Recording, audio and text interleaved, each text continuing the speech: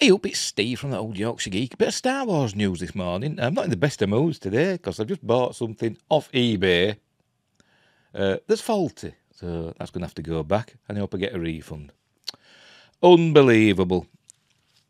So I've just ordered it for a little bit more. Want much more, to be honest. About £2 or £3 more. I've ordered the thing off Amazon, so I know I'll be all right.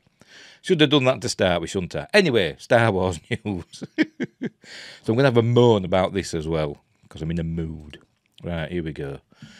New Star Wars poster art highlights sequel trilogy stars. Boo.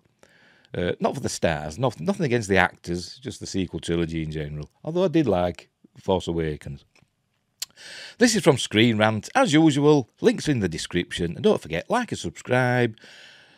Share the videos, drop a comment, hit the notification bell if you're subscribed. Follow me on Rumble as well, and Anchor.fm, and Spotify, and Amazon Music Podcasts, and Google Play Podcasts, or is it Google Music Podcasts? I can't remember.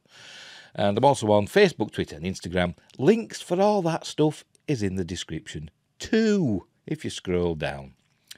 Right, here we go. So, new Star Wars poster art highlights sequel trilogy stars. A new set of Star Wars poster art highlights the sequel trilogy stars, Rey, Finn, Poe, and the villainous Kylo Ren. And it looks amazing. Not really. It looks okay. I wouldn't say it looks amazing.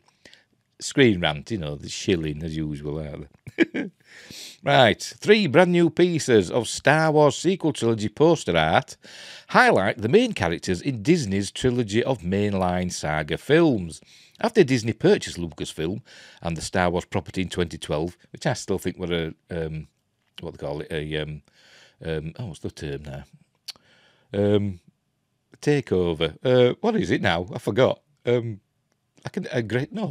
aggressive takeover. You know what I mean? One of them. I think it's one of them. With Kathleen Kennedy kind of, behind it. Not totally, but, I think she helped. What's the phrase now? Oh, I can't remember. Anyway, 2012, the company announced its plans to create a new set of films set after the events of the original trilogy. And George Lucas had written treatments for how we wanted the trilogy to go, and Disney bought them. Good old Uncle Bob Iger bought them and then threw them out. So they weren't going to do them. But they had to buy them so that they had that option to throw them out.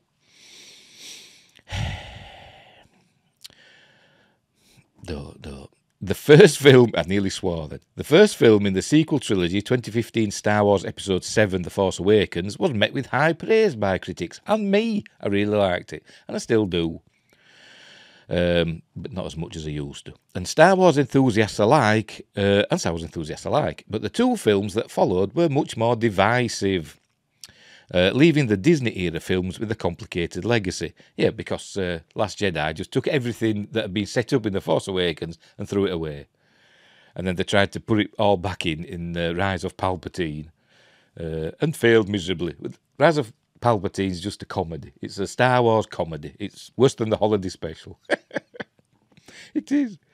But Last Jedi is just awful. It's just terrible. It's Rian Johnson just saying, look what I can do, I will subvert your expectations in the worst possible way. And there's people that still like it.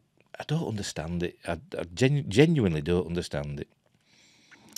I understand why people don't like The Force Awakens. I mean, I loved The Force Awakens, I thought it were great. And I still do to a certain extent, although, it does get on my nerves seeing R2 under a sheet for pretty much the whole film, and 3PO's red arm, and Millennium Falcon with a square satellite dish thing on it. All because JJ wanted merchandising options, new merchandising options that Bad Robot could control. Oh, I hate that man. I do hate that man with his bloody comedy glasses and nose. Oh, tell you, just needs a cigar and his bloody Groucho Marx. Hate the man.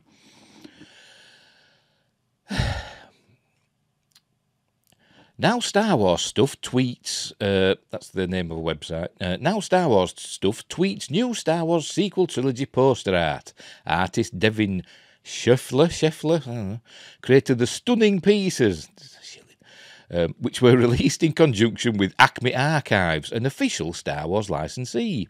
The three-piece set highlights each of the sequel films: Star Wars Episode 7 The Force Awakens, Star Wars Episode 8 The Last Jedi, and Star Wars Episode 9 The Rise of Palpatine. Sequel trilogy protagonists Rey, Palpatine, Finn, and Poe are joined by primary antagonist Kylo Ren in all three posters, with an assortment of Star Wars sequel trilogy characters also making appearances. Check out the poster art below. It's here, it's in a Twitter thing. There you go. I'll not click on them. Can't be bothered. But yeah, it's fair enough. But, why are they doing this? Is it Disney trying to give the sequel trilogy another shake, to see if they can, drum up a bit of interest in the sequel trilogy? Because Force Awakens, it made nearly did it? I think it made over $2 billion, didn't it? Or nearly, not far off. $2 billion, because it were a new Star Wars and people wanted to see it, and then that dropped down to something like 1.3 billion for Last Jedi, because word of mouth started to go around that it were crap, and then for Rise of Palpatine, I think it barely scraped by $1 billion, didn't it? So not good. Anyway, so when will Star Wars return to the sequel era? Despite the massive monetary success the sequel trilogy experienced, it didn't really. It should have done a lot better. The franchise has hesitated to revisit that point in the timeline with its mainline content. By the way, remember Disney bought Lucasfilm for over $4 billion. And people say, they've made that back in the films now. And not really. They haven't really. I mean, they lost a lot with Solo. They made, over $1 billion with Rogue One. They lost money on Solo. And they haven't done any films since, have they? All the rest has been on Disney Plus, which they're not really making money on because Disney Plus is losing money. So Lucasfilm's spending money on these series, and obviously Disney's paying Lucasfilm for it, but in the end they're still losing money, is the overall corporation. So it's not a massive monetary success, is it? Increasingly, mixed reception as the Star Wars trilogy progressed is speculated by some to be one of the reasons for Disney and Lucasfilm's patience in tackling further storytelling in that era. They shouldn't have let Rian Johnson just do what he wanted. It's Kathleen Kennedy's fault. She's, the book stops with her. It's her fault. A substantial portion of the franchise's fan base has clamoured for more sequel-era content, though. And that push seemingly continues to mount in popularity now that more than 3 years have passed since 2019 Star Wars Episode 9, The Rise of Skywalker. I don't know any substantial part of the franchise's fan base clamouring for more sequel-era content. I don't. That is nonsense. Absolute nonsense.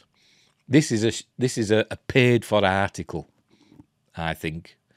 Disney or whatever, in the end it's Disney, have paid for this article because they want to drum up interest for the sequel trilogy. Readers of the novels and comics have been brought back into the sequel era in recent years. I started reading the I forgot what they call it now. The novels. I forgot who wrote them as well. The novels that led up to the Force Awakens. That covered the time between Return of the Jedi and Force Awakens. Started reading them novels.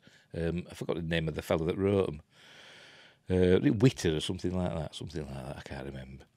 And I thought they were crap. I thought they were crap and boring. They were absolute garbage. Anyway, where were we? Set in the time between the originals and sequels, The Mandalorian has been the most courageous in delving into sequel-era imagery and stories. I quite like The Mandalorian. I don't think it's brilliant and amazing, but I do quite like it. Although I do think Episode 3 of Season 1 was absolutely astonishing. I thought it was great with that. Really enjoyed that one. But anyway, Season 2 dove deeper into the cloning of Force-sensitive beings with Grand Moff Gideon's kidnapping of Grogu to extract the mysterious being's blood. That plot thread was actually introduced at the very beginning of The Mandalorian Season 1. as Din Djarin unknowingly, we didn't even know his name then, unknowingly retrieved the 50-year-old green child for the purpose of having the species blood studied and worked on by cloning scientists like Dr. Pershing. It has since led viewers to speculate that Grogu might somehow be involved with Palpatine's plans to clone himself. Well, probably. Teasers in recent Star Wars properties and rumours of the next film taking place shortly after the events of the saga's 9th mainline instalment should provide those who resonated with the sequels some hope that a return to that era will soon hit Disney Plus, the big screen, or perhaps both. If that happens, Daisy Ridley's Rey may be the most likely returning character, considering that she seems likely to forge her own path for the future of the Jedi Order after the conclusion of the Disney trilogy. Plus, Daisy Ridley's not exactly busy, is she, at the moment?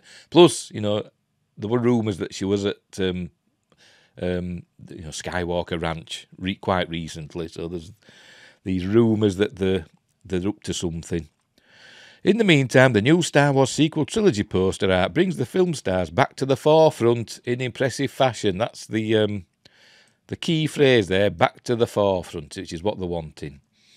I won't be surprised if there's going to be a new repackaged Disney sequel trilogy, sets coming out and, a bit of merchandise. There won't be a lot of merchandise because they're not like they used to be. Not like when George was in charge. He'd just let everything have Star Wars slapped on it, didn't he? And that's how he made his billions. But yeah, no. I'll watch Force Awakens any day of the week because I really enjoy that film. But the others, nope. Nope, they're garbage. Although Rise of Skywalker is funny. It's funny to watch. It's ludicrous. It is hilarious to watch. You think, hang on, this dagger that lines up with the wreckage of the Death Star. Never mind how the wreckage of the Death Star got on another planet somewhere, God knows where. And it lines up to find the place where you need to go to get the thing that she was looking for, but I can't remember. And then she saw herself with sharp, pointy teeth. Oh, it's mental. Mental. And the Last Jedi were just rubbish. I can't even watch that. I did my own re-edit of that. If I fancy watching it, which I don't very often, I re-edited it. Took out all the, I forgot the name of the place now, Canto Byte stuff. Took all that out because that was unnecessary. And I re-edited it so that Finn came out of his Bacta thing in a non-comedic fashion, came out of that near the end of the film, just before they got to that salty planet, whose name I can't remember. Yeah, anyway, so we'll leave it there. I just thought I'd have a vent about modern Star Wars. Although I'm looking forward to The Mandalorian Season 3. I'd like to see what they do. But Obi-Wan were crap. Boba Fett were crap. What can you say? Although Bad Batch is quite good. I'm enjoying that. Right. Oh, and Andor were good. I liked that as well. But that was originally going to be 5 seasons, wasn't it? It's down to 2 now. Because they're not making money on Disney Plus. That's why. Because they're just making too much crap and they're losing customers.